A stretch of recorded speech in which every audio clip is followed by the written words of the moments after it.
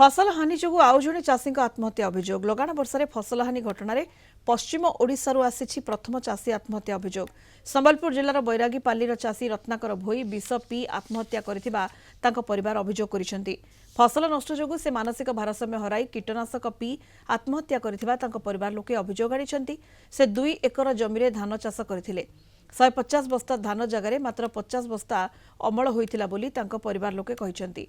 सेपटे चाषी मृत्यु को नहीं प्रतिक्रिया रखिंट राजस्व मंत्री सुरेश पुजारी। बैरागीपाल्ली चाषी मृत्यु घटन जिलापाल तदंत रिपोर्ट देबे। चाषी कहीं आत्महत्या कले तार तदंत हेबो। से केते चाष करथिले कहीं फसल नष्ट हैला तार मध्य तदंत कराजिबो बोली मंत्री सुरेश पुजारी कहिसेंती।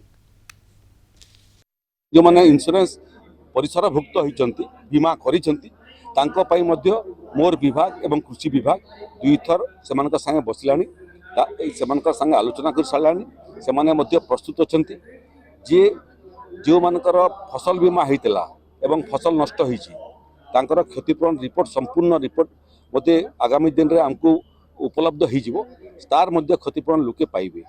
जो मानकर धान आंशिक नष्ट होईची तांको मध्य हम क्षतिपूरण देइचु बीमा कंपनी मध्य देबो एवं जो फसल टी बंची जाइची जदी सेटा गजा ही नथिबो ताहले मध्य ताकू बिकिबार व्यवस्था हम करूछु। तेणु एथिरो कोन अधिक करा जाई पारे बंचितिबा फसल बिकिबे क्षति होइतिबा फसल क्षतिपूरण पाइबे राज्य सरकार राजस्व एवं विपर्य परिचालन विभाग तरफ 291 टंका आवेदन करछु।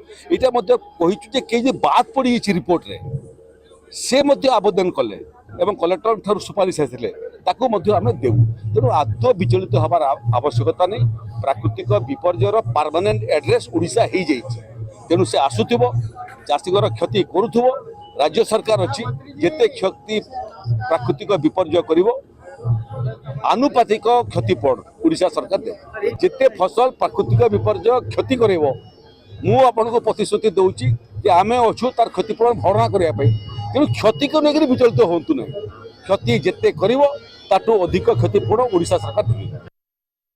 आज मैं अत्यंत मर्माहत आमर जुजुमरा ब्लॉक आमर बैरागीपाल्ली गाँव जेन रत्नाकर भोई चाषी भाई जे आज जेन भाव आत्महत्या करिजन एटा अत्यंत दुर्भाग्यजनक है एवं दुखर विषय एटा जेतेबेले बीजेपी दल नेता माने महोत्सव एवं विभिन्न सभारे जाइकी गेस्ट हबारे तांकर समय काटुचन एवं से दिगरे चिंता नहीं करबार केनता जल्दी जेन अदिनिया वर्षा होती से जेन क्षतिपूर्ण केनता चाषी को तुरंत मिलवा से विषय चिंता नहीं करिकी आज जेन महोत्सव चिंता तंग हारीचे एवं 24 वर्ष जेन विभिन्न सभा मान को जाई नहीं पड़ते से निशा घारीचे एटा अत्यंत दुर्भाग्यजनक है।